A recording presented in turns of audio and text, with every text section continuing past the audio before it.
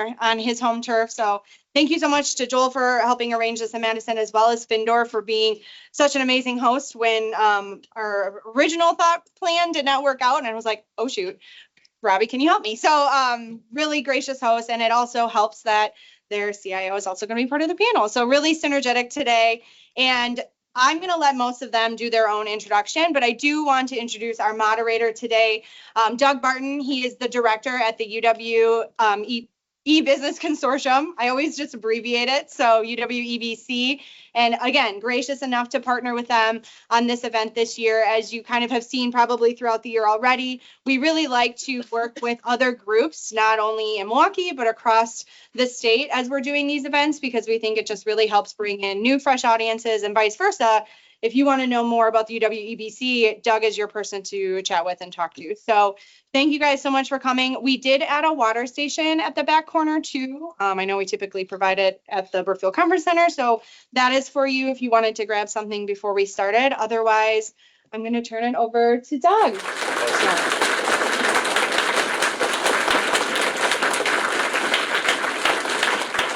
Lena's very worthy of applause. One of the hardest working people in our community. I'm going to have to plead too much for that applause. That is terrific. And again, welcome to my Madison as well. So I am Doug Barton. I'm the director of the UW-EBC. We're just primarily known by those 5 letters now. But if I flash back 27 years, e-business would have been the thing we would have been all gathering about. Today, it's so much more. It's digital innovation, digital transformation. Those are the topics that we get to deal with in my member-based consortium on our campus. We'll see a little bit more about that as we get on, but let me actually begin here on our topic, right? And this is a quote from Kevin Kelly, who wrote a terrific book, What Technology Wants. And I think it's in celebration of the Wisconsin Tech Association, _tech, and our UW-EBC. Every idea that is made real, you could think that is what technology is. Every idea made real enlarges the space we have to construct our lives, to construct our livelihoods, to have an impact on employees, on customers, on suppliers, on our businesses. And I'm excited to talk about one of those important set of technologies, what we know as IT and OT. We can kind of think of those today that it's that technology that's really underscoring and making possible increasingly connected systems, which might be a multiplier for human labor, for your employee experience. Might also be at the center of connected products. I picked this one. I have been wearing an Oura ring for a while, keeping track of my sleep. I'm 83% ready for this meeting right now. I don't know what you would have got if I were more than 83, but you're going to get what you get. And that's really, the notion of things that are connected actually transform the connected experience for your products and your customer as well. And that is all making possible then business model innovation. Like it could be true, like it is for so many of my members. They used to ship a product to their end customer, but increasingly they get telematics back on that product and they can improve it. So it's informing their engineering.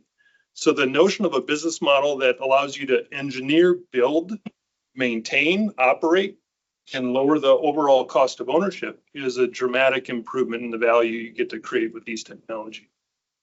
So hopefully that was. Louder, please. Yeah. Yeah. Holy We cow. grew a little more than we thought. Maybe I'll just move closer. That might have the same effect. Yeah, so I am Doug Barton. I wanted to share a little bit about my experience as well, so you kind of get my perspective on this. I am a 1989 graduate of UW-Madison, where I studied finance and accounting of all things, but I found my love and my place in technology. Probably the best well-known companies that I worked for to you all would be IBM. I was a part of the IBM Watson team that commercialized the technology that competed on Jeopardy back in 2011. We brought products to market to enhance financial services, industrial IoT, and healthcare. Some of those were more successful than others. I don't know if you have a sense about those things, but we were early to the game. And we also, let's say I was made a little bit more humble about what it takes to do that work effectively. IBM wasn't my first stop. 15 years into my career, I worked on a number of technologies that now all live at Oracle. Oracle's been famously, growth through acquisition and other investments. So that kind of explains a little bit of my background. Today, I get to care for the lives and livelihoods of these companies. Many of them are well known. They stretch from Chippewa Falls to Wausau to Milwaukee, the Fox Cities, and of course here in Madison. And we're proud to have the one in red in Findorf there. I actually got some swag yesterday. Findorf socks. They are really short socks. I have put another story or two on those.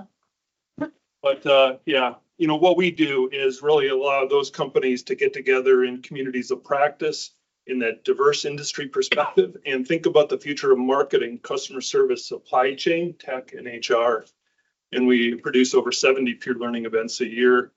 Our next chance for you to be with us is going to be on May 1st. We got an expert in AI and also some terrific panelists from Deere, leader in smart agriculture, talking about a connected system, right? The Chief Digital Officer of Kohler, Paul Ryan, will be with us, and also Christine Lehman from GE Healthcare. So enough self-promotion. I want to get to our panel. That is the heart of our program. So bear with me, and I'm going to introduce each of these participants in turn. Oh, where's the intro? So our first panelist, that's you, is a senior cybersecurity analyst specializing in IoT and OT risk at Advocate Health, one of the largest nonprofit health systems. She has a background in governance, risk, and compliance, or GRC, and medical device security. None of that's hallucinated, right? That is legit? Sure is. Yeah. Good. She's been instrumental in developing OT security governance for medical devices, hospital infrastructure, ensuring compliance and cybersecurity with cybersecurity regulations. So why don't you welcome Courtney?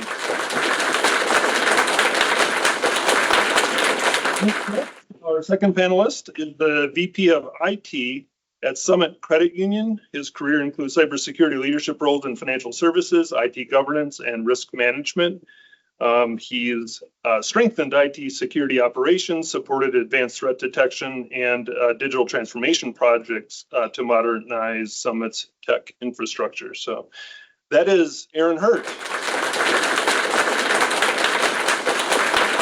And last but not least, we have the CIO at J.H. Findorf and Son, a major construction firm. He's got 26 years of IT experience across multiple industries, insurance, manufacturing, consumer goods.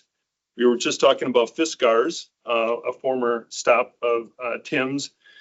And his role here is overseeing IT strategy, managing data and reporting systems, but also driving digital transformation in this traditional, very physical industry as well. So, and special thanks to Findorf for making us at home here. And if you guys need, the restrooms are through that door.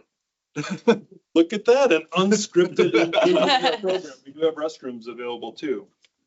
That's thanks for that, Tim. Yeah. All right, well, terrific. We put some prep in yesterday to talk a little bit about what we wanted to share with you. And we thought we'd actually begin here just to get to know these people and their organizations a little bit better. So, Tim, if you don't mind, I'll actually start with you on this one. Talk a little bit about how the notions of IT and OT integration is driving efficiency in your industry. Yeah, I mean, I've been here it'll be a year at the end of this month. So I'm still kind of learning where it's integrated into our systems. But I mean, it's everything from all of our equipment that we have at our yard operations has the ability to be connected. We're actually looking at a solution right now that would go into our crane hooks that could optimize our picking for our crane, and even, measuring safety and things like that. So are we overloading or getting close to overloading equipment and things like that as well too. So, and then working with clients, I mean, buildings, they're all connected nowadays too. So being aware of that when we're working with clients as we put those into their buildings. Okay. Yeah, terrific. Terrific. Thanks for that intro. Can I put the same question to you, Aaron? Absolutely. Yeah. For financial services, operational technology is more often than not directly focused at the customer experience. And whether we think ATMs or some people call them interactive teller machines that are video enabled, we call them PTMs. How do we interact with the customer or the member, especially in the credit union case?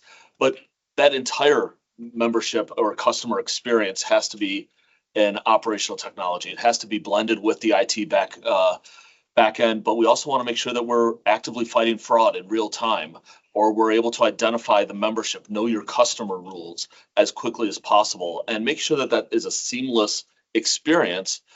We also know that the next generation is happy to go to another financial institution. By over 70% have said they will bail if they have a bad experience, or even worse, a bad mobile experience. So making sure that the mobile devices they use have the right technology that integrates with their in-branch experience also. Yeah, I imagine that's your experience, right? Your financial services companies that have to be kind of tech and mobile first almost to compete these days. And you kind of end up like a tech company with a banking, or in your case, a credit union license. I would never want to claim that we are a tech company, but the reality is that we have to treat everything we do as if we're a tech company. We are still a credit union and owned by our membership, but the reality is if we're not tech forward and tech first, we're not going to keep the customer base. We're not going to keep the engagement. And we also need to connect to all of the things around us to make sure that we're able to run our financial core. Yeah, thanks for sharing that. And last but not least, Courtney, why don't you take us through a little bit about Advocate Health? Yeah, from a healthcare perspective, I will add to what Aaron was saying in the sense that our customer base are highly innovative, and that being our providers that we're working with. So at our organization, we have innovation labs. We're working with manufacturers across the board to continually deliver a lot of these innovative materials. So we get physicians and other providers of the like that are coming to us. And if we're not prepared to be able to handle that and deliver that to our customers in a secure manner, it's just going to be a risky situation overall. So I would say that innovation is driving the IT/OT convergence conversation at our organization. Right.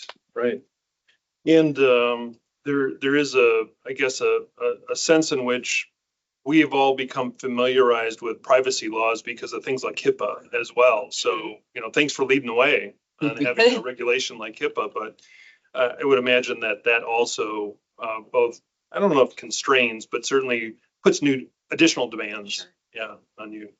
Yeah, absolutely. Again, Aaron, to your point, highly regulated organizations, and there's a lot of factors at play when you're delivering a lot of these solutions and connecting them. Gotcha. Good. And by the way, just the way we want to handle questions, we will have a little bit of time at the conclusion to take questions, but we also, at any time during the program, feel free to raise a hand and ask your question and go a little bit deeper as well. Maybe we could talk a little bit about the role of, how IT and OT is thought of in an innovative context, how it makes you more competitive, and how you think about that. Or possibly, I want to think of maybe the triple aim or quadruple aim of healthcare on making clinicians, dealing with their overload, but also, the cost side of the equation, the patient safety and patient outcome. Why don't you take it first, Courtney? You have a sense on that? Yeah, so I think from really the cost perspective, you could consider it either financial, reputational, when you're talking about cost of risk, things like that. So I don't want to necessarily call it a luxury, but when you compare IT and OT, you often have a little bit of that luxury in being able to say no to some things that it's not going to work out at your organization, whatever software or of the likes might be requested to be brought into the organization. You're talking about operational technology, it's almost the opposite, that here you go, this is what you're getting, try to secure and protect it, because that equipment comes in at life safety. This operational technology is the intersection with the physical world, whether it's a wearable or a big iron CT machine that is 20 years old. Working through some of those challenges certainly is a consideration.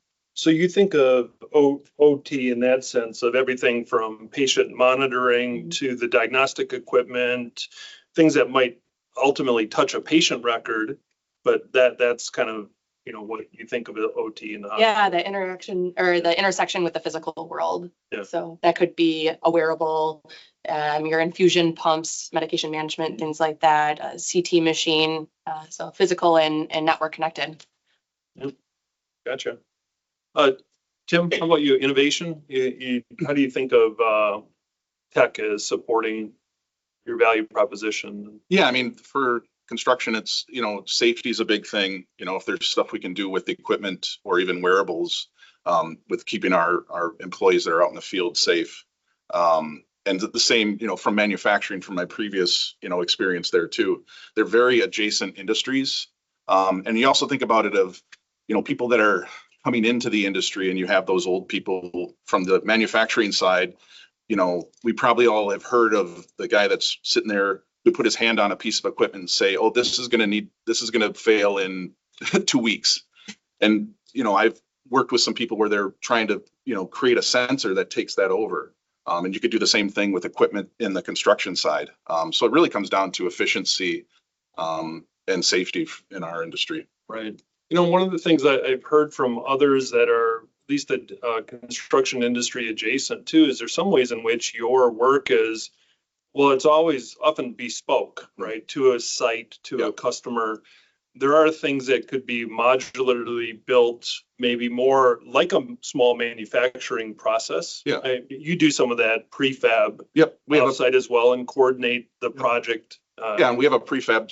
And the nice thing we've seen with some of these types of technology is we can do it there in a controlled environment before we send it out to the field. So that's a nice place to kind of develop those type of things before you put them out into a customer's site in the elements and things like that. Right. How about you, Aaron?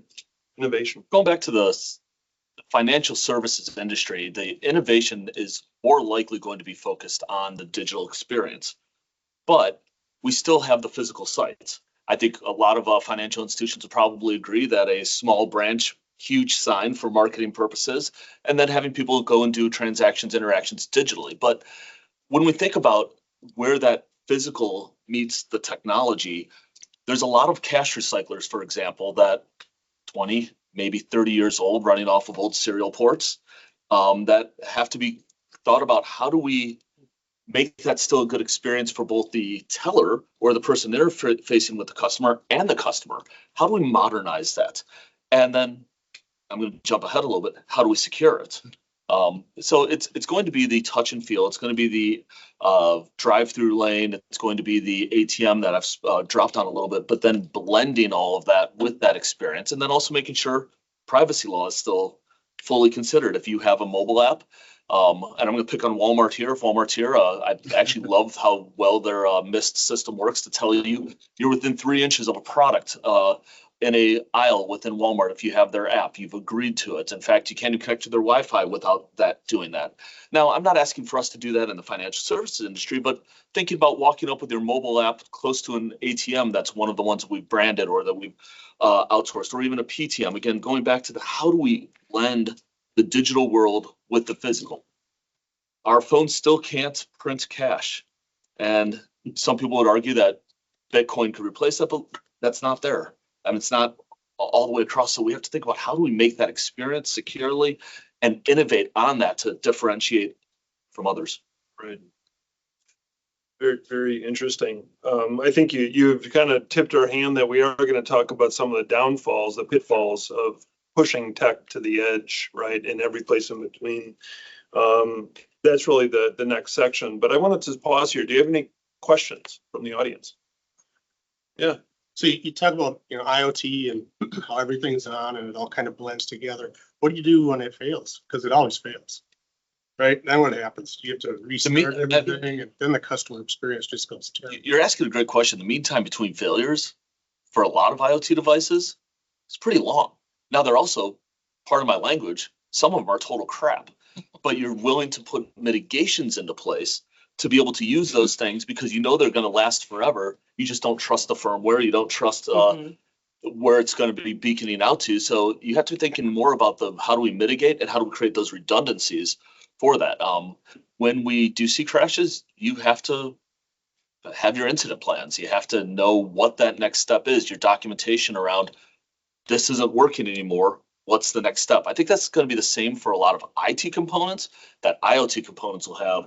And then OT components also play into the same playbook. The question is, can we innovate that now? And can we change how we're mitigating and how we're going to create the redundancies? Or is there a new product that's going to make that a better experience or completely displacing things that are there? It's a huge consideration in healthcare as well. And so when you talk about downtime, we don't like downtime. It's a scary word. That's a huge part of the issue. And segmentation, huge, largely important for making sure that these items are segregated off of your main network, because you might have a situation or if and when this happens, like a nation state actor coming in and they're going to target your HVAC system. Can't shut off an HVAC system, you lose your entire site. You got to work through the attacks. So segmenting it to make sure that it's not getting into the other areas in IT and spread, reduction of spread rather than turning it off and back on again and bringing that uptime back up. No, and I think from, like what you said, is a lot of these devices, especially in the construction area, they're way more resilient than the technology we're used to, because they partner with people that are actually, so like the part that's on a crane, it's developed with somebody that makes crane parts, and then they put the tech into it. And then the other thing is making sure that, you do risk evaluation when you put it in. If this thing does fail, are you too reliant on it? Is there still a manual backup for those type of things? And especially from a safety standpoint too. Right. Well, let's talk a little bit more about our biggest pitfalls then, and let's kind of get some of that on the table. What are the things that we need to be responsible for as we start to push tech out a bit further? Tim, you want to go first on this one? What kind of things do you think about in terms of getting the teams, your colleagues ready? Yeah. For IT and OT. I mean, the biggest thing is connecting with our business partners, because they're going to conferences and they're coming back and they don't even think about IT. They just like, well, let's put this thing out there. And it's like, well, if you engage us from up front, we can help you select the right tool that can then integrate with our data systems in the back in the future and make sure it's secure and things like that as well too. So a lot of it's just making them aware that we need to be included in that as we go forward, and talking to our business partners and learning what they do out there in the field. So some planfulness up front, yeah, for them to appreciate this. Have you taken any efforts to enable them to be better partners too, like educating them at your expectations? Yeah. So that they can, I guess, improve the partnership. Yeah, I mean, it's again just spending time, and I'm my first year here was just talking to the different areas, making them aware and learning what they're using technology for, and realizing that it's great that you can connect something and get it on your phone, but what can we do when we bring that into our internal systems and tie that in there as well? And then, making sure that they don't see IT as a roadblock. So when they do, because that's the other part is, that you don't want to be that roadblock, because then in the future that they just will bypass you. They don't have to go through you. In the past, they used to have to go through you to get on the network. Now with 5G and all this kind of stuff, they don't need to do credit that. card. So yeah. Yeah.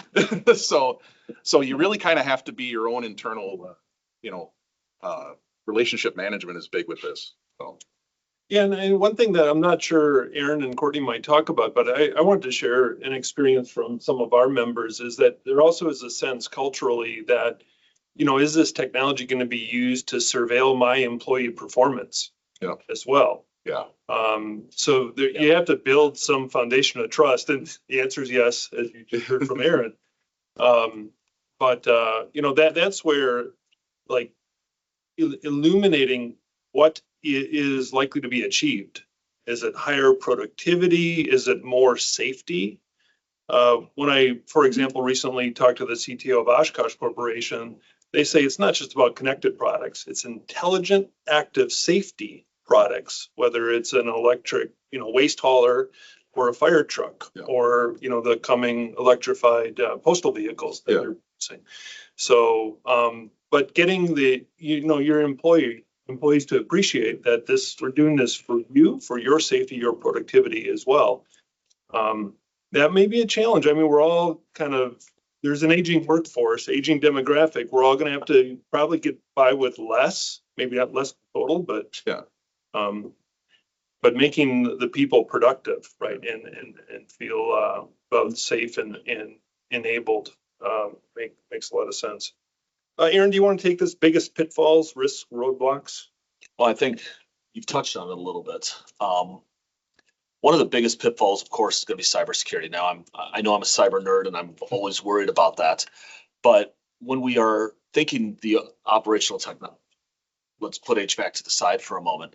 We have to be considering what's the purpose, what's the why behind the piece, the parts, the technology that's being put in place. Where did it come from? How do we connect it? How do we secure our systems? Ransomware is prevalent. It's not the question of if, it is absolutely the question of when that will happen.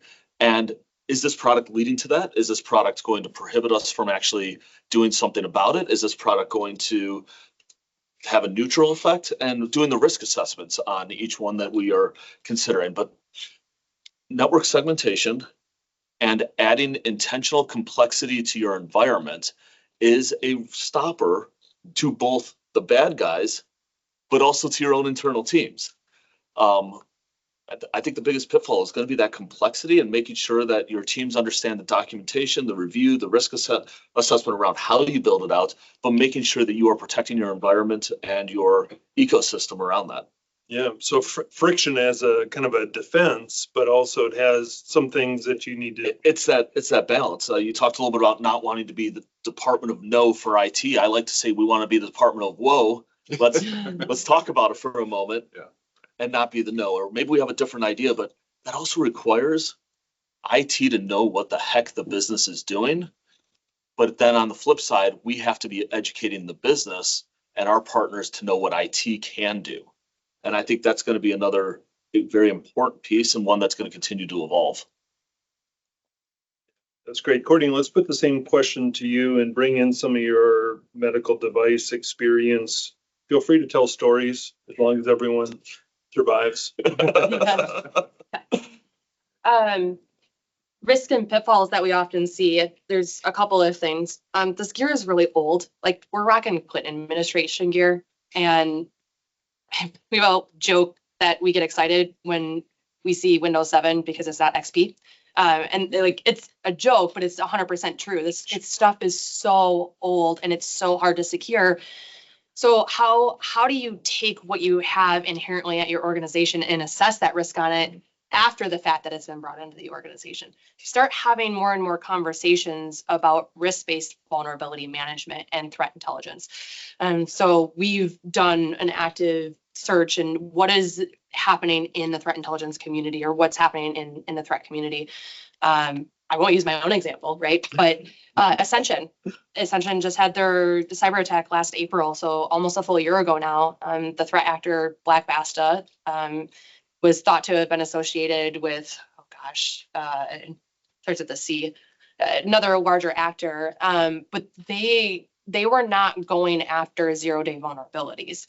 They're going after stuff that's really old. So Print Nightmare from 2017 was one of the ways that they were getting into this. Wow. When you look at all of this OT gear that we have, for medical device manufacturers, if anybody's out there, we've got ultrasounds, you have a print spooler function, anything that you have any sort of imaging on, and that's your huge revenue generator in a hospital. That's what keeps the lights on, is your imaging gear. So looking at that a little bit further, is we know that we have a healthcare landscape. We know that they're using old, maybe like mid-level CVSS scoring ways to get in. How do you actively prevent that? And what are you looking at? And picking and choosing. So you're assessing that risk is what matters to your organization, and segmenting it off, siphoning it, and just try to put a black box around it. Does your remit extend all the way to patient monitoring in the home? as well? And if it doesn't now, you expect it will in the future? Yeah, absolutely. So our model at our organization is healthcare for all, which means that we are trying to be 100% accessible to everyone all the time. And that is including the evolution of healthcare at home and hospital at home functions. Even things like drone delivered medication management. We'll pop up a drone and drop it off at your house. Fun stuff. But wearables and even something outside of the hospital at home situation where you're having people go out and you're getting on that person's guest Wi-Fi network or you're using a cellular connection to take vitals, store it locally. And then once you're getting back into that hospital, putting that back into the system, I mean, it's still data points. It's still all potentially open. But then you look at the surgical side of things, like maybe a pacemaker or an implant where you want to be able to monitor that. And when they're coming into the hospital, there's all that data again. So just being cognizant of all these different home areas that could be re-entering into your organization sometime. So you're kind of, your perimeter that you need to protect is now extended and it's Yeah. vulnerable because of its new context. It's in my home, not in your hospital. Yeah, the size alone Yeah. increases that risk. I won't tell you when I bought my router as an example, and how much I followed changing the default settings, but you might be able to get on it from here, in fact. I think before we move on, let's hear from the audience. What questions do you have as you kind of bring both the power and possibility and the pitfalls we've talked about? You have some questions? Yep, right here. I want to focus on OT specifically for Courtney. You spoke on some of the more legacy technologies that they have that merges like physical hardware with some software. So I know I could tell what you're saying is already a heavy lift to keep those things updated into the new age or current operating age. How do you want to go a little bit deeper on how heavy a lift that is, how that can be, or do you play a part in that? Yeah, that's a really great question. So we're talking like outdated operating systems, and medical gear brings a really unique perspective to this because of the FDA regulation behind it. So even though we might own a system, we cannot update it or change it or patch it because it could inherently ruin the way the device works. And now you have a life safety component to it. A ventilator is a great example, right? So you might have a network connected ventilator or an EEG machine, something that is actively running on a patient study. You add this piece of gear to like WSUS or something, and it's getting auto updates. You're getting everything and you're overloading the system, and now you have no ventilator. Now you have no EEG studies, and that's a huge patient safety risk. So FDA has put in some pretty hefty requirements that if you mess with the system, that's now your liability and that's your risk. So that risk transfer. So what do you do about it? You have a huge, huge need to ensure that you're working with your vendor partners or your service delivery providers, that you're scheduling those on a regular basis, and it's only going on a downtime, like a preventative maintenance window. So having that communication is really important to the success and the health of the safety and security of these devices. But you might also choose not to do anything about it because you can't, or it's expensive. You're talking hundreds of thousands of dollars to upgrade a device. So you just maybe have to live with it. Gotcha. Question over here. So when you gotta live with it, are you documenting? What's your process when you have to? Yeah, so good point between IT and OT convergence. Again, you can adopt a lot of the same processes. Yeah, so go ahead. No, I was just saying absolutely. Yeah, document it. Ensure that people are accepting the risk. If a vendor is not willing to work with you to update their gear, sometimes you can get them to sign an attestation that they've done everything they possibly can, and now something happens, you're transferring that risk, right? Or you're using your fun business skills and cybersecurity skills to talk about a cost-benefit analysis of replacing this gear.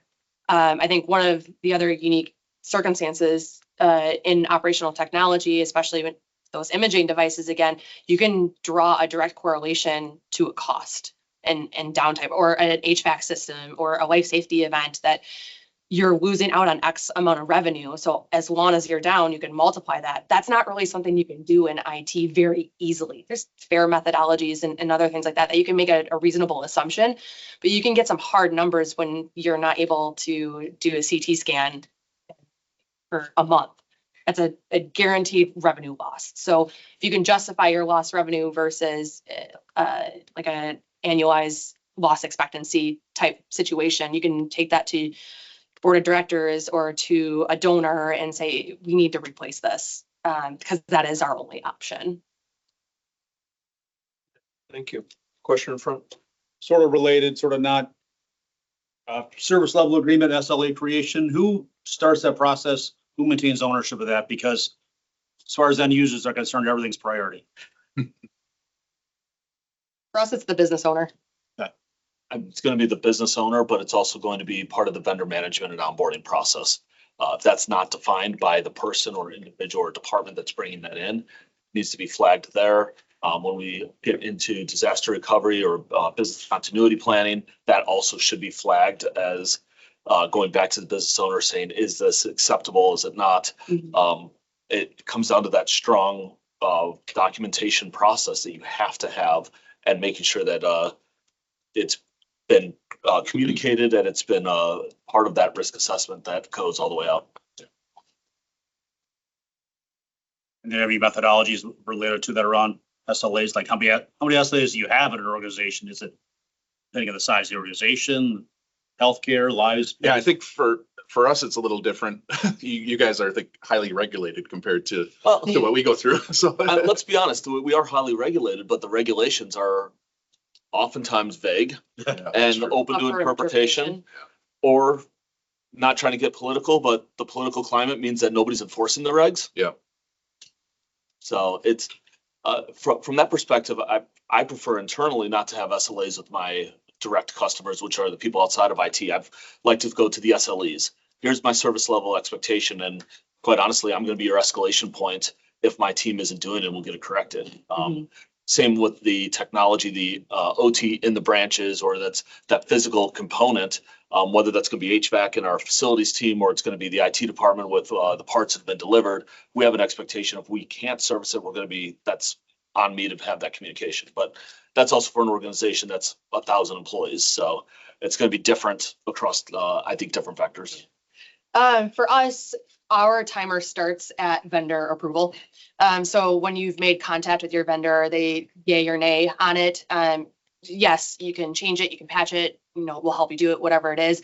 You set that date. I might send a ticket out to like a clinical engineer on a site, and they'll have expectations that vendor's going to come in and help them do that. And we try to abide by a 90-day window. Realistically, 30 days, it's never going to happen. And it's going to shift and it's change. 90 days is even sometimes a stretch for some of these things. Well, I think from our side is, us being an internal partner, because a lot of the times people that are bringing in this OT don't understand SLAs. So you have to ask those questions when you're doing the vendor selection to be like, okay, what is their SLA? And do the due diligence of, what happens if this system goes down for a week, or, because they don't think about that. So being an internal partner is also a big thing. Absolutely. So Cordy, you mentioned, the vendor onboarding. So having worked in some healthcare institutions in the past and knowing that they're sometimes terrible in the world of shadow IT, you've seen shadow IT and OT? Absolutely. I love it when doctors show up with point of care ultrasound connected to their phones. Like, what was this? Where'd you get this today? It's cheap. It's cheap in the grand scheme of things when you're talking about those types of devices. We have some passive monitoring tools that we're using just to be able to see. There's some wild stuff out there.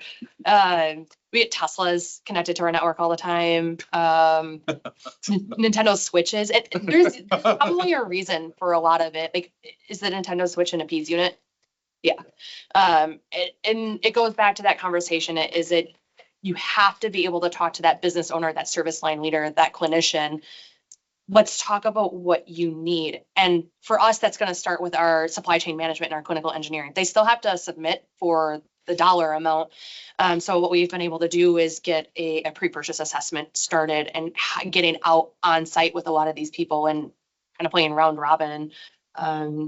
Where I'm going out to these different major sites and talking about maybe changes in processes. But I think one of the things, Tim, that you had said earlier that really resonated with me regards to safety is, and what we've tried to adjust culturally for at our organization is we're not trying to call it cybersecurity, we're trying to call it cyber safety.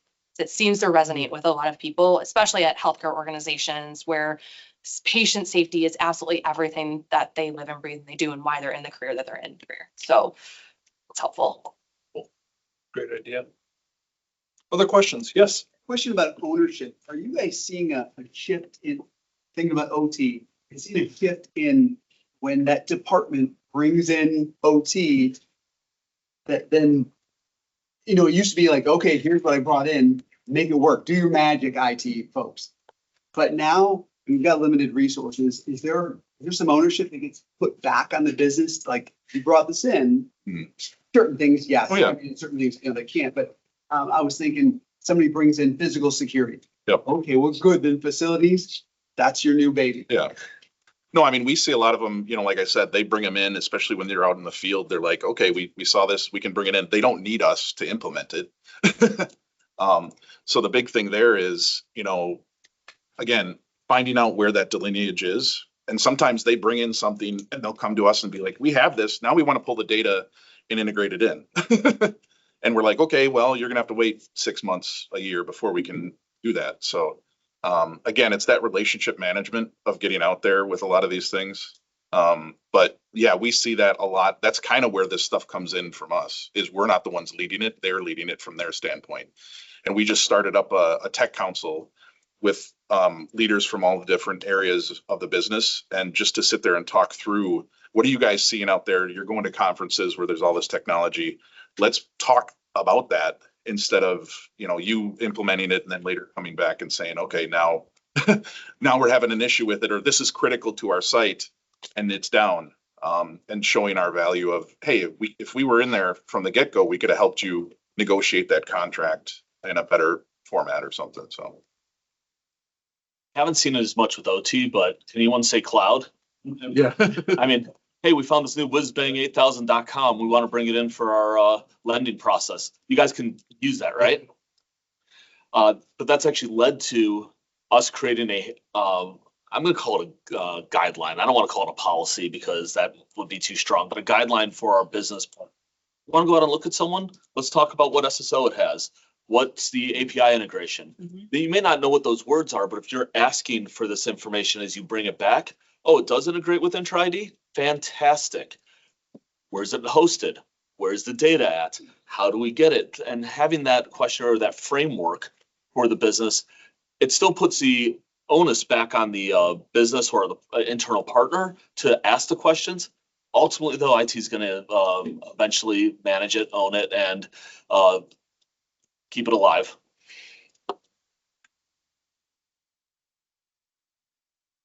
Any other questions?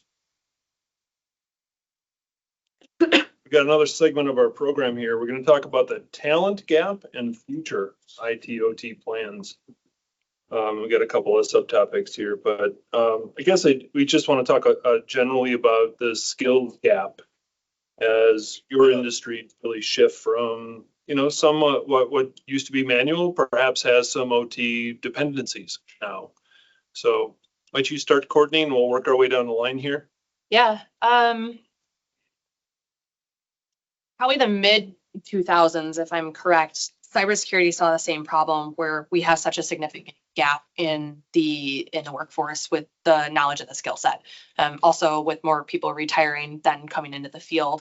The NICE initiative, if anybody remembers that, and onboarding people into cybersecurity. I think we're going to see a lot of that in OT specifically. So big borrow and steal. Look for your resources that are interested in cybersecurity that might be on your facilities team or on your clinical side. The number of nurses that I have worked with that are now cyber experts is crazy, astronomical. It's so transferable. I don't think people think cybersecurity is that transferable communicative vendor management talking point skill set that most people, think you're the hacker in the hoodie in the basement and you're coding all day long, which is not the case. And if anything, you're more of a project manager in some stances. But big borrow and steal people, get them excited about it. For the Madison market, just heard that we have an unemployment of about 2.5%. Yet depending on which recruiter I'm talking to, and I know they have their agenda, which is fine. Everybody has to have their sales numbers. The Madison market is seeing an IT unemployment of around 0.5%. So when we think about the skills, if we're going to go to market saying I want a senior something, senior blank, beg, borrow, and steal is going to have to be the way to go. When we're thinking about operational technology and IT convergence, actually, I'm going to go back to what Courtney said. I look for cyber. I look for someone who has an interest in cyber or an interest in a cyber adjacent field. I want to see cybersecurity understanding or cybersecurity interest, maybe not even expertise, in all areas of the business. When we think about a person that might be a teller raised their hand and said, I want to learn more about this cybersecurity thing. We invite them to 8 hours worth of shadowing over the next month or two and say, what can you learn from this? What would you like to learn? Let's talk about the principles of information security, because those can translate into all of your jobs and into all areas of IT. As we're thinking about trying to find the specific talent that's there, you either have to cultivate it or you're going to have to pay for it. And it's tough on both. Cultivation is very rewarding, but it's grueling, it's difficult. And I find myself more often than not being the bullpen for another company. We cultivate somebody in and they leave us for a 50% or greater raise. And it's tough, but it's definitely an area that I think collectively, from a technologist perspective, put away your vendor badges, put away your companies, seeing an individual succeed and move on is probably the best thing that we can be asking for. And wishing them well as we try to find the next person that we can have fill that role. But there isn't an easy answer right now. Partnerships with local organizations, whether that's going to be a cybersecurity or a technology organization, is going to be key to try to bring in those talents. No, and I like the cultivating. I think that's one thing that we do here at Findorf a lot, and with people coming out of college and becoming project managers and identifying those people that, the younger generation that are interested in technology and moving them into, the IT space or getting them involved as well. The UW-EBC, we actually made a connection, and there's, connect with the university there and get people interested on what we do. And that's another way to cultivate, technologists, because most people aren't going to, from a technology standpoint, aren't going to look at a construction company and say, oh, I'm a technologist, I want to go work for them. So we've actually had success specific for Summit Credit Union of taking individuals, not just young people by any means, who have shown a little bit of interest in IT and bringing those business partners into IT. Yeah. And while they may not understand DHCP, DNS, or any of the other fun acronym names of that we have in IT, suddenly they're bringing that business knowledge that helps flip the script a little bit. And the IT professionals start saying, oh, that's what you use that thing for? Well, we can do better. And I would encourage any of you who are struggling with that, look at your business partner, see if there's someone who has even an aptitude and interest to bring in. You might find that a senior person who's been there 30 plus years might really enjoy working in IT, seeing how the sausage is made. Well, and that's another thing. So here and in my previous companies I've been at is, especially like manufacturing and construction, is have your IT people go out to the field. We do office hours at some of our bigger sites, and start making those connections, or visit the factories, visit the distribution centers, and you'll find those people that will want to start talking tech, and that's where you can find some other people that might want to join. And it's also good for you because they have relationships in that department that's going to enhance your relationship when they come into IT. Taking them along on a physical site assessment. Yeah. That's anything he does. I wonder, we got a couple there's a question here. Yeah.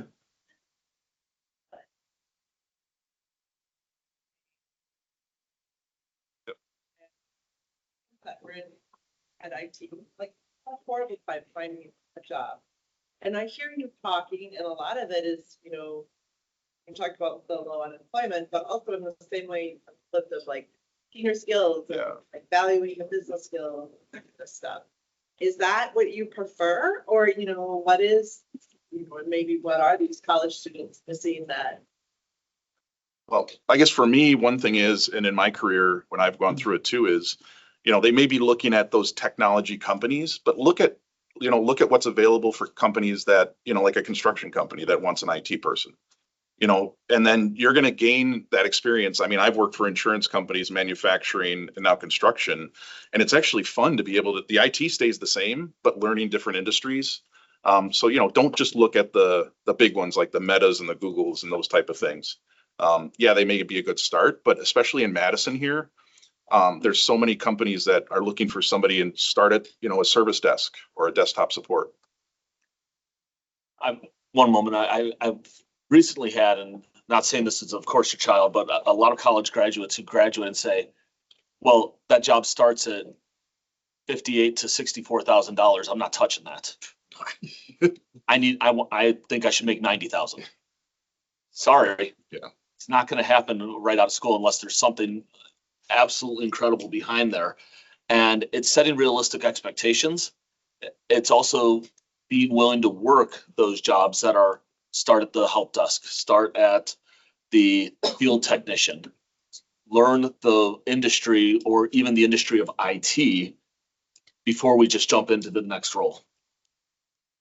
I'm a firm believer in stacking your bench. So you have your 5 primary players, which might be like your seniors and your mid-levels, and then you have all of your bench players that are your juniors. And obviously it depends on what roles you have available in your organization. But for us, those junior levels, the really green, they've never seen the light of day before, are really great individual contributors and opportunities to learn that you can grow from within. But they are fewer and far between with roles, just given the nature of the work that I think that a lot of us do from the cybersecurity and operational technology perspective is, and at the end of the day, these devices that you're maintaining require a highly specialized level of knowledge, and engineers are operating these physicists. So when you're trying to protect and secure these systems, and we've talked about that convergence, that value is just through the roof with the senior level role.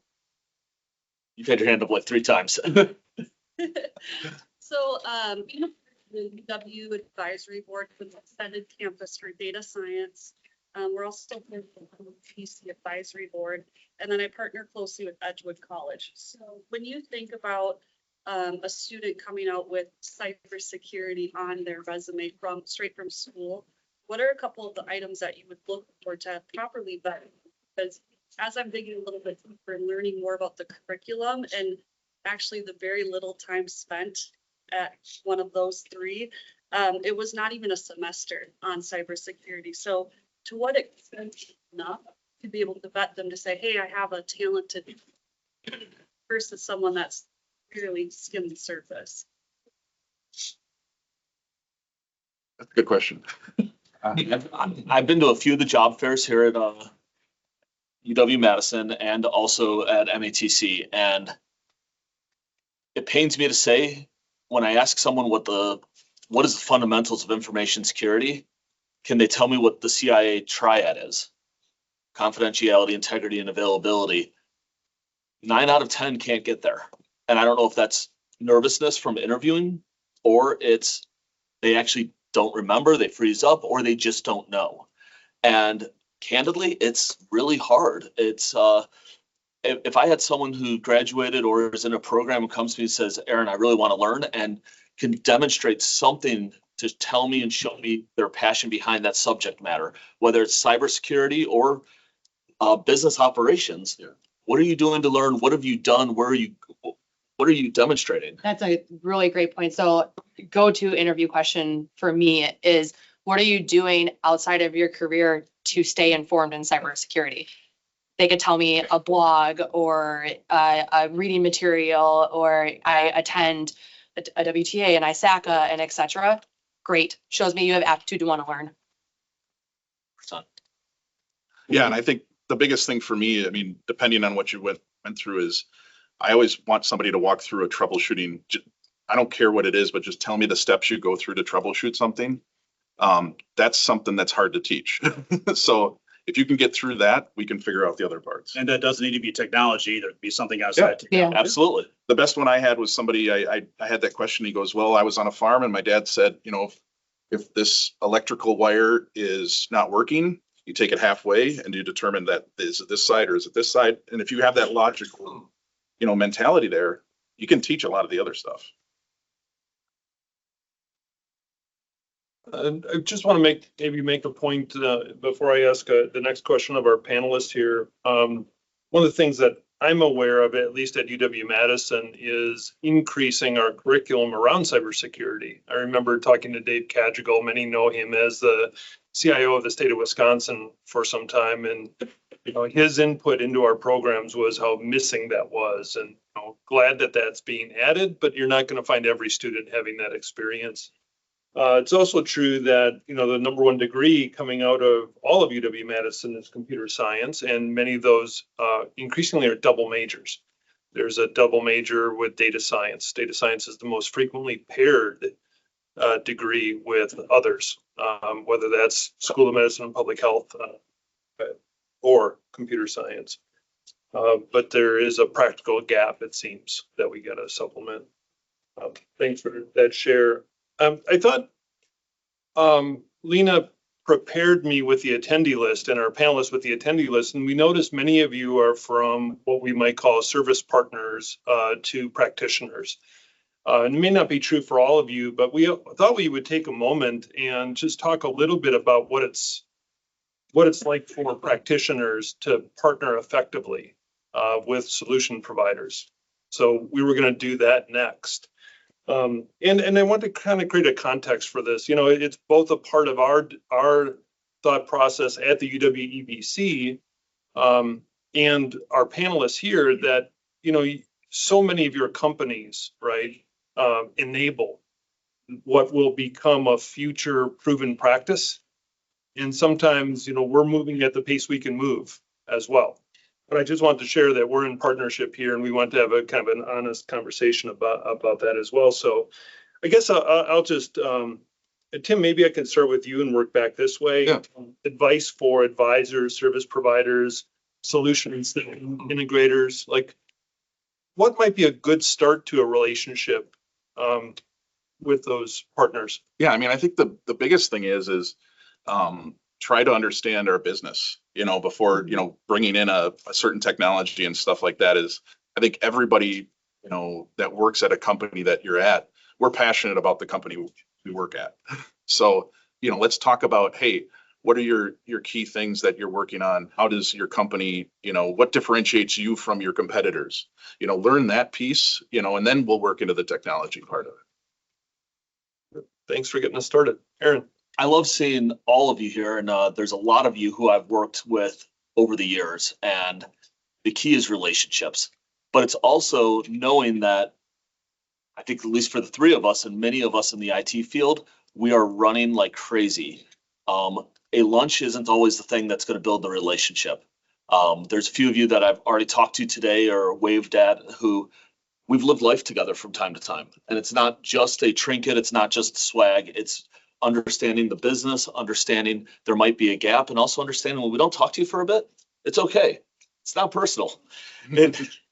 Sorry, Brad. Did he look right at you? But the reality is that understanding the business, understanding what we care about, and sometimes the burning fire isn't anything the vendor is going to be able to take care of. And while it's a cool tech that you're bringing to the table, now's not the time. But being consistent, being kind, and please don't do a drive-by LinkedIn, drop it off and, hey, I want to be your friend, but I want to pitch you this product 20 seconds after you accept the friend request. So it really is about building relationships and understanding what the motivations are and being patient. Salespeople don't want to hear be patient, but be patient. Thanks. Courtney. Yeah, kind of in the same light as Aaron here. creating relationships and good foundations and being willing to have open and honest conversations are super important. But also know the bounds of potential regulations that you might up against. So healthcare or government, like, don't invite me to lunch. I can't even if I wanted to. Just understanding that there might be other outside factors that are preventing us from connecting with you or of the like. So just being respectful of that as well as being patient. Good. What questions do you have? Maybe picking up on that theme or anything from what we talked about today?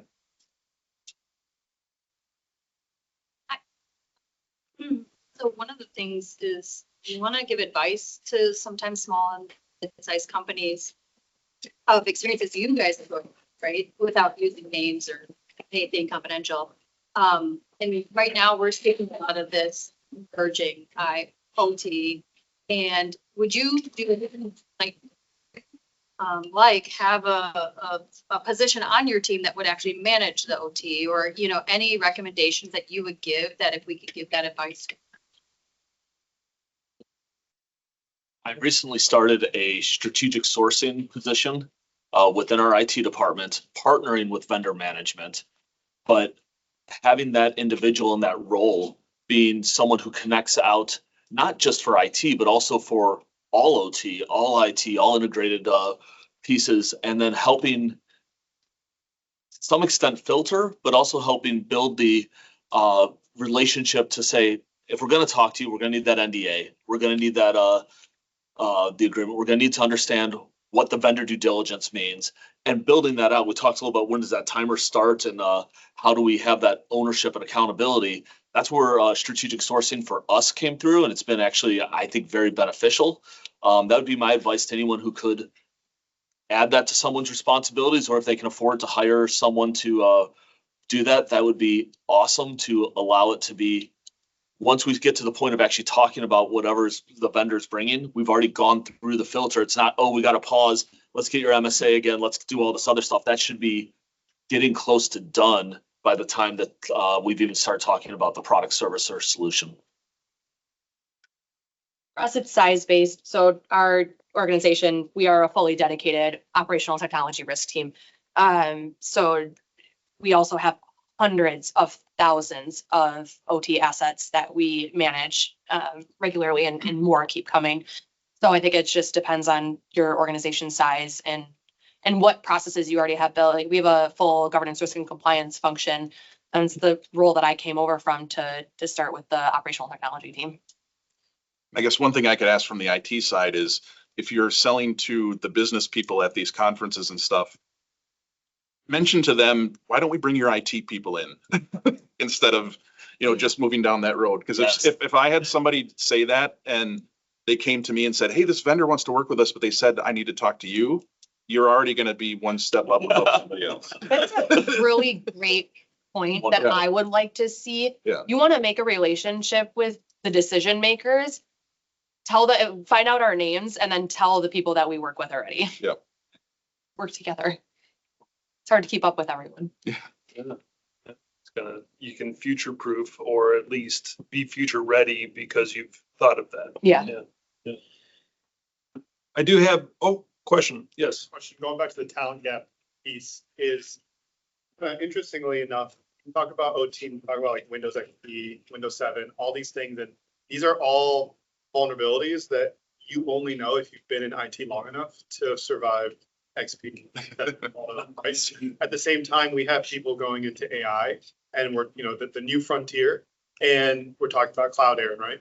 So the question becomes, at what point do you start saying, I need someone that can do this, I will teach the old school stuff, or vice versa, because you can't always have them both, especially if they're entry level, right? And so how do you need AI or any of these? You have to have an AI question, right? So I didn't think we were going to make it through without talking about AI, so we're doing great. I had your back too. I got one. How do you see that shifting as we're still in it, right? Not every OT device is net new and has the whiz-bang technology. Right? How do you deal with hiring or finding talent for both these steps? Well, let's kind of break it down there a little bit. First of all, if I'm hiring a new developer and when I ask them, how do you feel about AI assisted development? If they tell me that they won't use it or even touch it, it's probably not the right candidate for me. AI is a multiplier, productivity multiplier at minimum. And then we could talk about where AI, all these other use cases across the various industries could be used. But let's start with, do you understand that it is an emerging technology that's out in the open? It's there.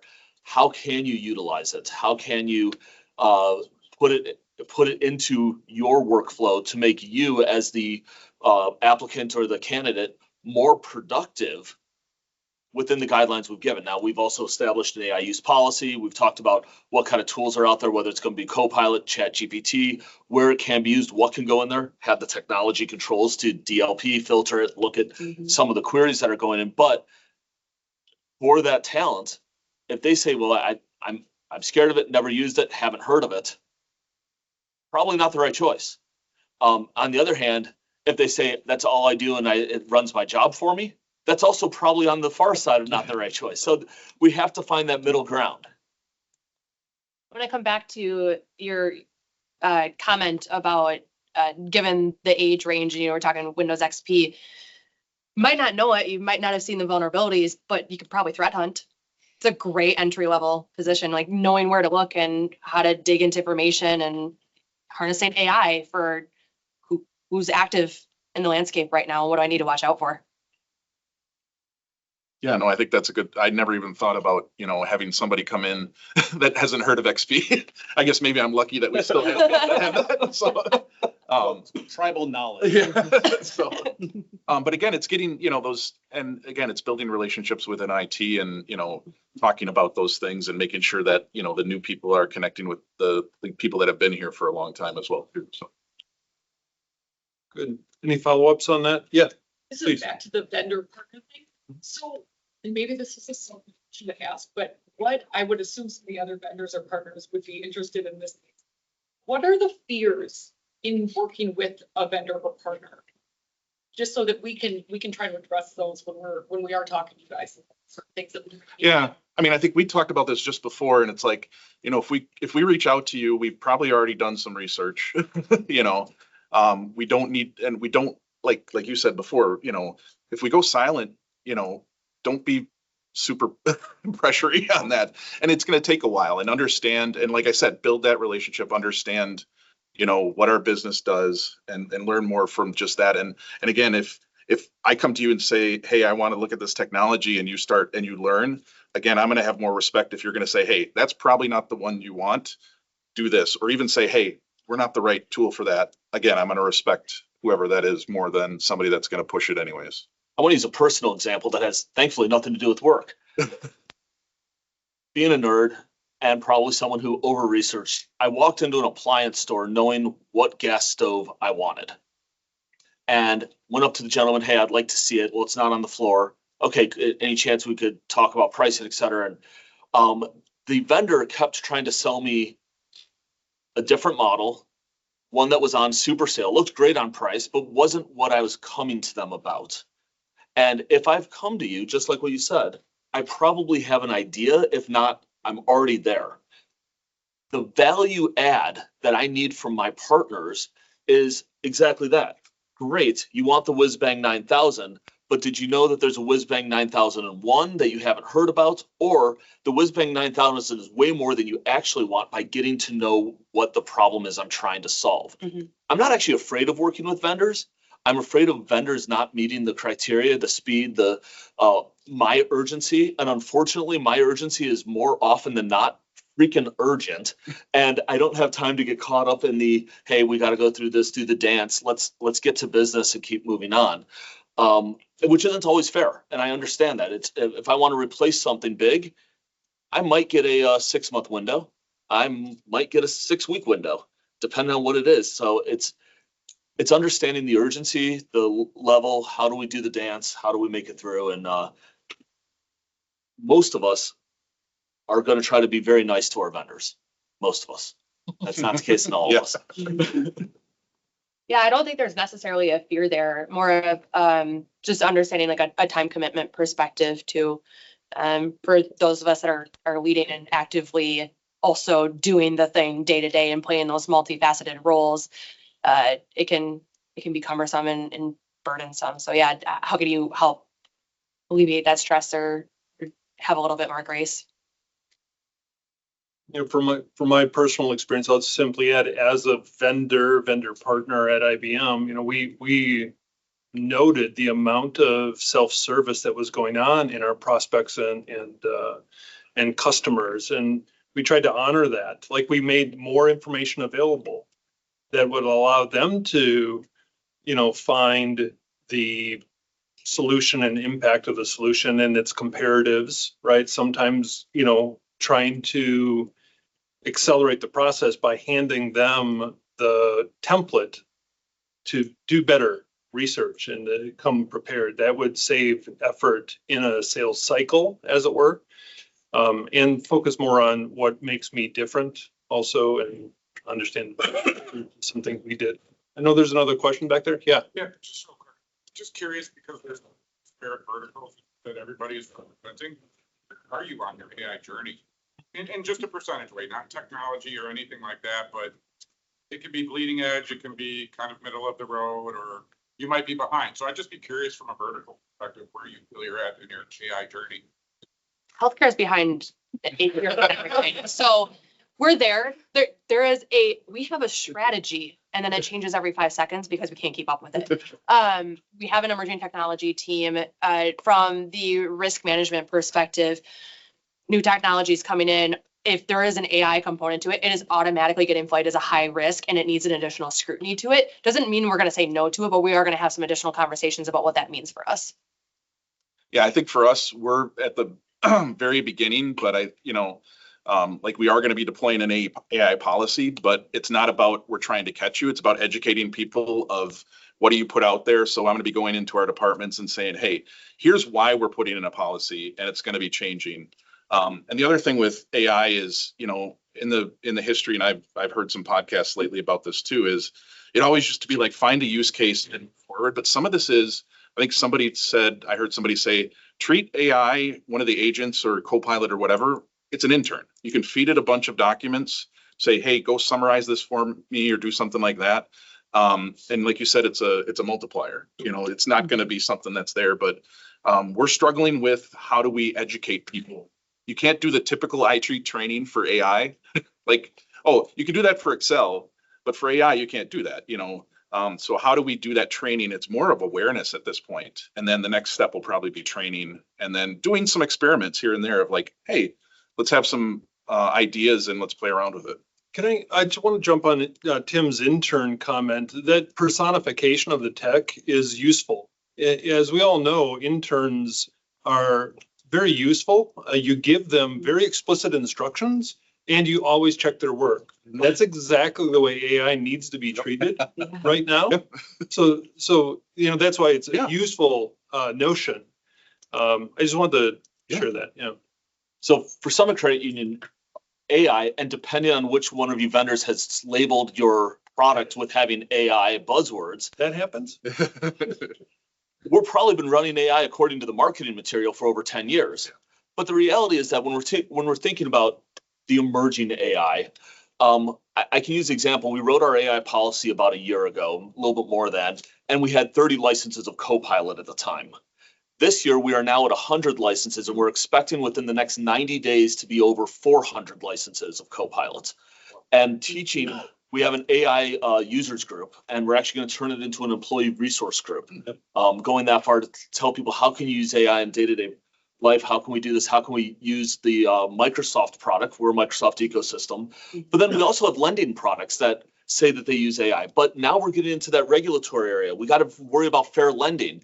Did AI take into account things that it can't take into account so that we are not discriminatory against those that we're lending to? So it's still the trust but verify. You feed it data, you have to make sure you're doing regular audits, you're coming back. So AI is being used, but is it being used for decisioning? No, we still have our underwriters double checking that, because we're not ready to go up and say, AI made the decision that you get this loan and you over here don't get this loan. And if it were to happen that was a minority or someone with protected status that we declined the loan for and AI did it, Was it because we trained the AI wrong? Was it because there was AI bias? Or was it because they actually didn't qualify for that loan type? So we still have to be very careful about how we operationalize artificial intelligence. But from a productivity standpoint, personal journey, real quickly, I get asked to rewrite position descriptions, getting rid of the 6-page PDs, going down to a 1-page. AI can help you with that. We have the prompts that would take it from a 2 to 3 hour process to less than 4 minutes. There's productivity and time savings that we can demonstrate. And for $30 a month on average for Copilot, if I can demonstrate that for an employee that they'd save 1 hour a month, it's absolutely worth it for me. And we're seeing the dividends out of that. Hence the reason we're going even farther with Copilot.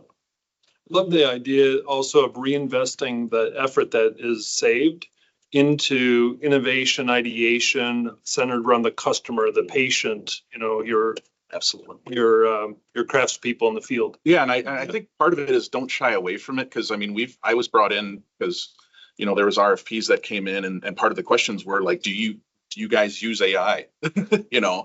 And it's, so don't shy. And it's when you have a policy, be like, yeah, we do use it, but we have the understanding that people have to then verify what is being used. Because if you shy away from it too much, everybody knows it's being used. We have a ethical disclosure where we actually say, hey, if you've used AI, tell us. Yep. I have no problem doing that. I'll write a report, and right at the bottom, AI was used for phrasing, grammar, structure. That I believe that eventually it's going to be just like using Excel or any other product or word processor or something that helps you do your job better. But in the meantime, I'm more than happy to tell my coworkers that AI was used. Mm-hmm. Yeah, not shying away from it too. Going back to the very first conversation or topic that we had, innovation, pushing the need for the IT OT convergence. It's the same with AI, especially within the healthcare setting. We have mobile dictation that providers are using, and having potentially being able to provide, you missed this potential diagnosis or you missed this potential diagnosis, that all can happen all well and good. You still have a physician that has to reread and review that. Radiology imaging, did you miss a piece of cancer? Did we see a different shadow here? So always just use in tandem to improve that workforce. That's very cool. I have a question. It's kind of a follow-up on this. I'll get to you, Ryan. Right, Ryan? Okay, good. Aaron, maybe I'll start with you since you mentioned AI-assisted coding. I have a headline that I sometimes wave from my phone. I'm going to do it here. Did you catch this news item? Klarna is going to cut 50% of its workforce and partnerships with Salesforce and Workday amid the generative AI overhaul. I did catch that, and we've talked about that from a leadership team perspective. For financial services, or specifically Summit Credit Union, I don't believe AI is going to replace the people. Not today, maybe someday, but I think we need to educate our staff, our coworkers, on how to utilize AI for the benefit of the organization and for the maturity of the organization. And even if we have certain tasks or skills that are going to be replaced with AI, that FTE is needed elsewhere or needed to learn how to run the AI. Totally, we're labor constrained. Now we get to knock a bunch of things off our backlog. We get to be more innovative, revenue, and for us, AI is not going to replace the FTE. Yeah. But you might be replaced by the person that knows how to use AI. Well, my follow-up to this was, since AI-assisted coding, I just have been amazed at these inventions like Cursor, Lovable, Bolt, Windsurf. Like, this is text pretty awesome. app, sort of. I'm curious. If you don't know about this stuff, go experiment, because there's free versions of this stuff. And I see it in the IT/OT conversation, because a lot of us have been, in some ways, constrained. We got to work with partners or software developers with long development cycles. But I think that stack is collapsing.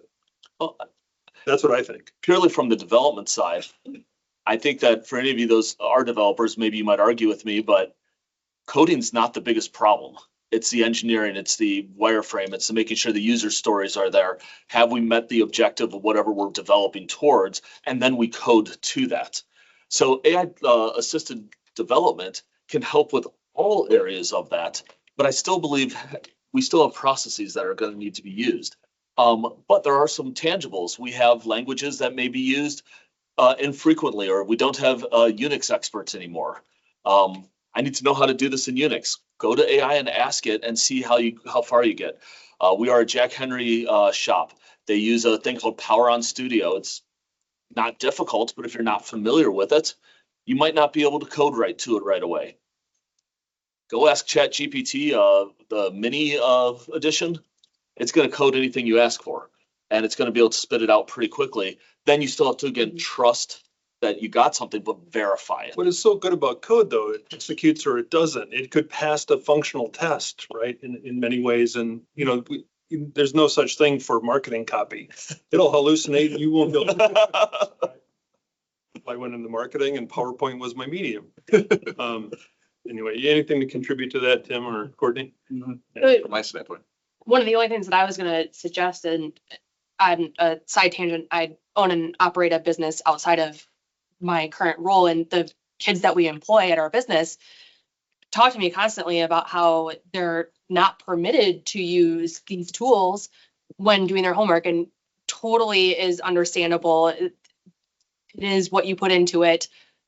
You can cheat your way through a lot of different things with it that help, but I think for the education folks in the room, it is imperative that these kids are learning how to use the tools that are available to them, because it is going to become such a large part of their workforce in the future. So true. Oh, Ryan, I said I'd come back to you.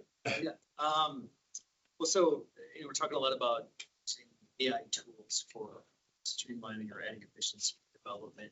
I'm curious how you're approaching looking at new ideas with business units, like inviting them into them, do POCs, or have you had any use cases where you could say, oh, this was a win, we implemented I'll just throw an example of a use case recently that financial services doing, putting a large language model in place to help with mortgage processing all the documents, basically document ingestion and summarization.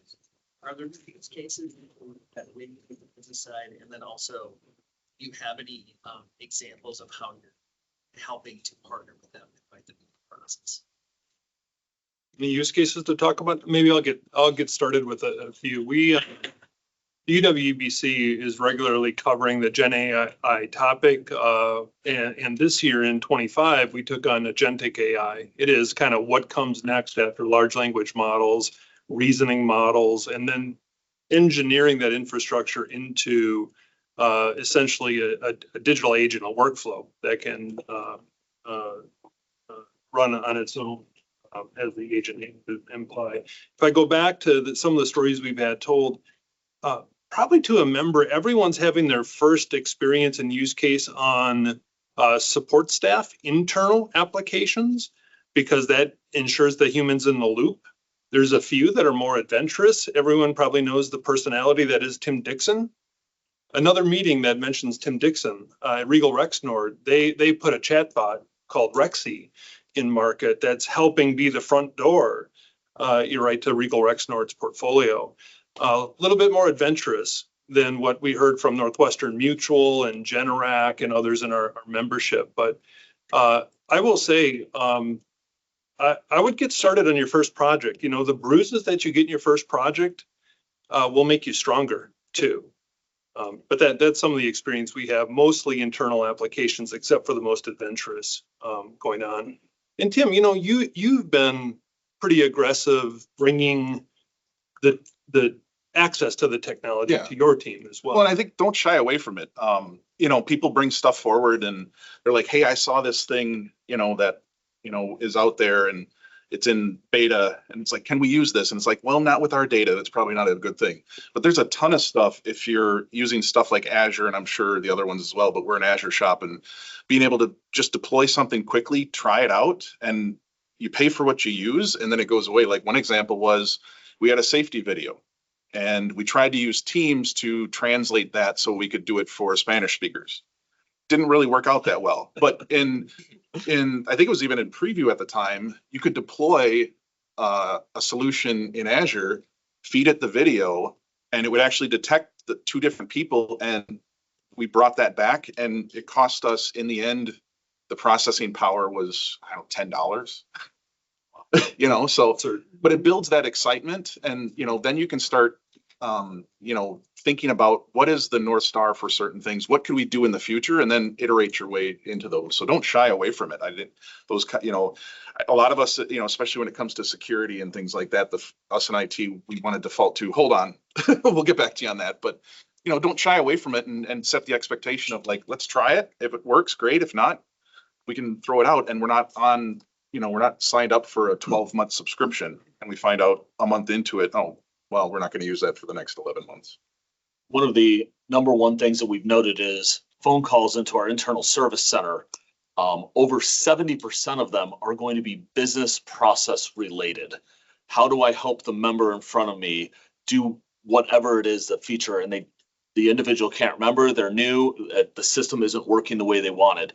So we're looking to front end with actually a co-pilot agent, that inquiry to search all of our documentation around business process and be able to present that, because when we did job shadowing in our service center, we found really all the people were doing was going to the document and reading the document back to the individual on Teams or via phone.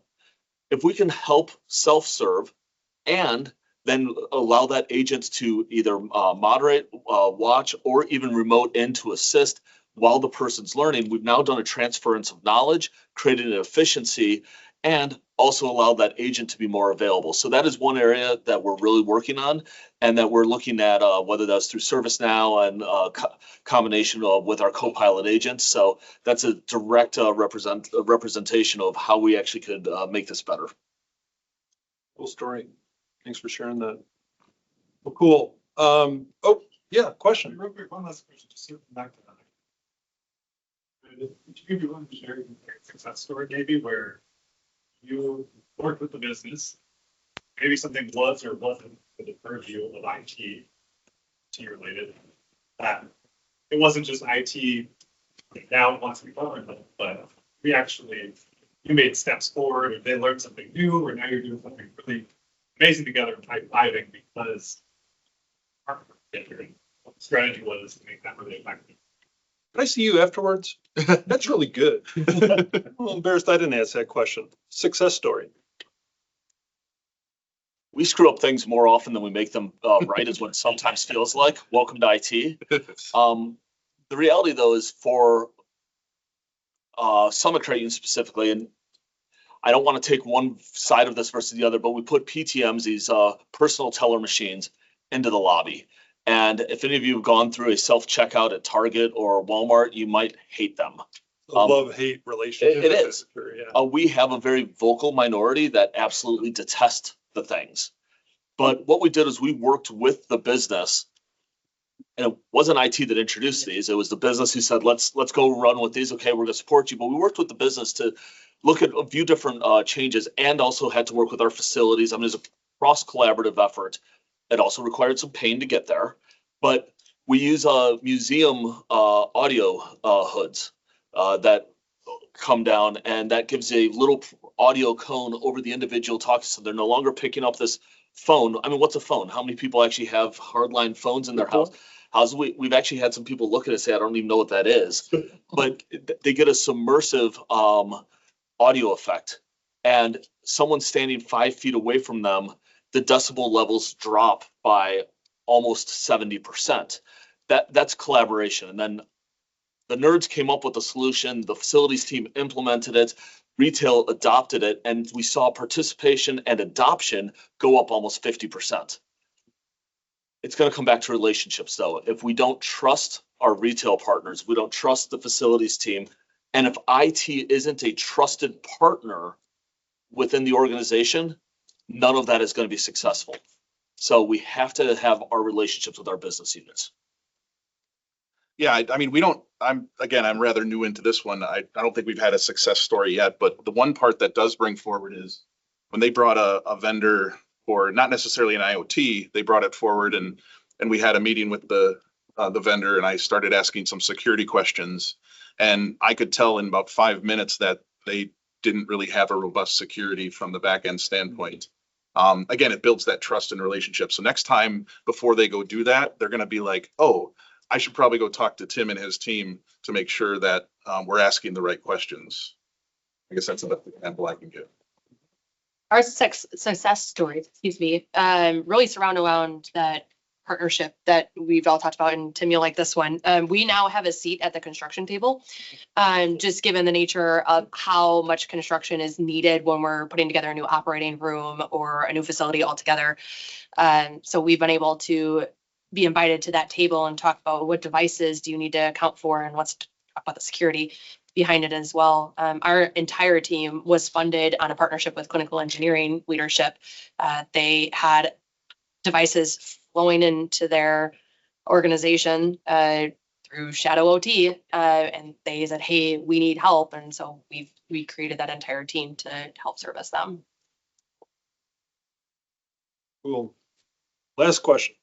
I wonder if you could speak to data sovereignty, whether in OT or IT and AI, and where your heads are at as far as cloud versus on-prem data sovereignty. Let's start. So data sovereignty, like say more. I'm not sure I'm understanding. Where your business intelligence is. Are you worried about taking the credit approval manual and putting it up in the cloud and get into, that's one example, but as opposed to maybe in the healthcare environment where it's my cardiac data and it's up in the cloud versus on-prem or something like that. And there's probably different answers for OT versus IT there. Maybe, I don't know, but. No, that's a good question. Thank you for further explaining that. Segmenting the OT data, and I'll use the example of don't put your user manuals of your gear that you're segmenting in the same realm. Don't put your Active Directory connected in the same segmentation, microsegment if you can. It's nearly impossible to do, especially if you make a healthcare organization, but you don't want to give the treasure chest to the bad actor when they get there, where they can see the access codes, how the manual, especially if it's something like a default cred in a manual or you plug and play system, don't put it in the same wheelhouse as your PHI data. Honestly, cloud is the future for us. And now we have some regulatory concerns where still has to stay in the United States. And we have to make sure that the providers are certifying or attesting that our data is held in the United States. But when we think about our vendor management process, we think about whether it's Azure, AWS, GCP, or let's be honest, remember, cloud is just somebody else's computers and servers. Whoever we're partnering with, I would rather be API driven. I'd rather be connecting all those systems together. From a cybersecurity standpoint, we gave up this fight a long time ago. CrowdStrike, cloud-based, API driven. Whether we're talking about email, Exchange, Proofpoint, Mimecast, wherever you are, these are going to be cloud-based technologies. We need to take the same principles that we are assigning to these cybersecurity organizations to defend us, protect us, and help us work to the operational technology, to the business technology. And honestly, I want to get out of the data center business as much as I can. Now, that's an individual company decision. I'm not advocating for everyone, but for me, I believe that's going to give us more efficiency and scalability. Will it cost more? Yes. Will it give us more scalability and ability to transform quicker? I firmly believe so. No, and I think when we're just getting into the cloud standpoint, but so we have a great opportunity to build the foundation correctly to start with and build those segmentations. Again, that's the biggest thing, be it network, be it cloud, be it whatever, is make sure that the things are segmented. And the biggest thing is extending it to the cloud is just like extending your data center. It doesn't have to be publicly accessible when it's up there. You can just have it as an extension of your data center. And then also working towards, there's new products and evaluating those where you're only getting access to what you need access to, not everything. Yeah. Just in time access for. Great. Thanks for that question. That was terrific. I just want to put one last question to each of our panelists here, and then I'll expect your round of applause and understand your responsibilities. let's wait until we hear from everyone, though. I don't want to applause at every sentence. So just give us kind of net it out a bit in one sentence. Most critical thing companies should do to succeed in IoT convergence. Courtney, wanna get us started? Yeah, invest in your people. I think we all know that the real cyber risk is Bob in accounting who opens the phishing email. So just kind of the reality of it is we talk I about got an security. email today, we're getting a 17% raise. Should I not? That's twice in the last 2 days. I'm sorry. No, that's it. That's all. I'm Doug and UWEBC, but thanks for sharing that. Invest in people. I think that invest in people is absolutely the way to go, but to add some flavor, care about cybersecurity from the top down.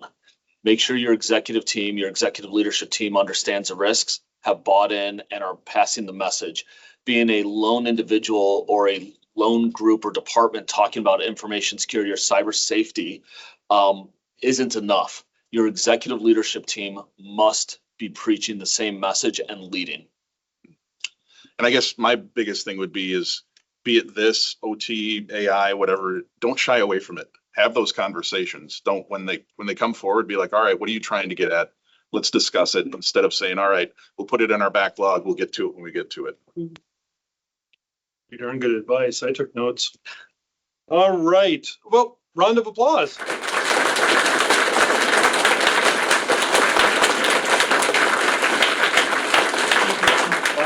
To say goodbye. I was reminded really of this proverb. It is really at the heart of what WTA does and also what UWEBC does.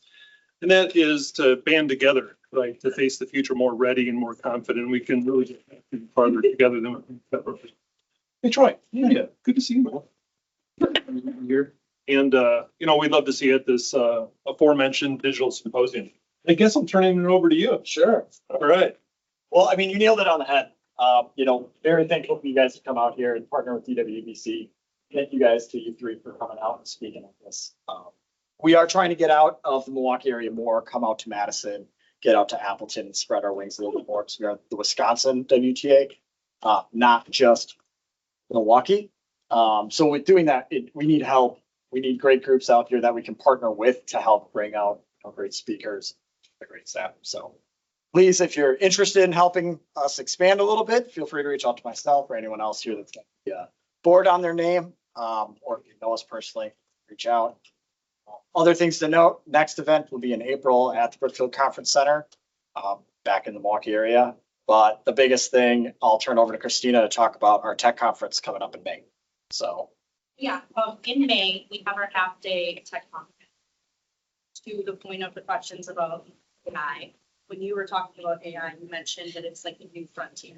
Well, last year, our tech conference was noted by Sheldon Coffey, and he presented on the next frontier is here.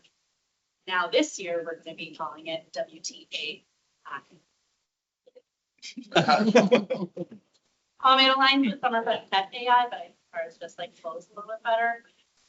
But so we are 90% of the way finalizing content.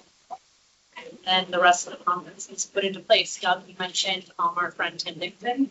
He's going to be doing a keynote, or not, sorry, a keynote. He's going to be in the leadership panel. Dr. We've got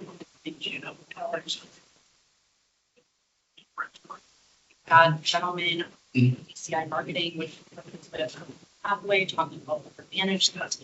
Got someone talking about cloud, all the fun things. So tech conference is really a half-day event. It's meant to have a topic that touches a little bit of something for everyone. So we'd love to see over that. That's it, May 15th. A full day, then happy hour we're going to get into here. But it's a little bit bigger, a little bit better. So yeah, thanks again for coming. Right behind this wall is appetizers, beverages, so feel free to hang out for a little while. Thanks for hosting us. Yeah. Beautiful facility. I think we're here.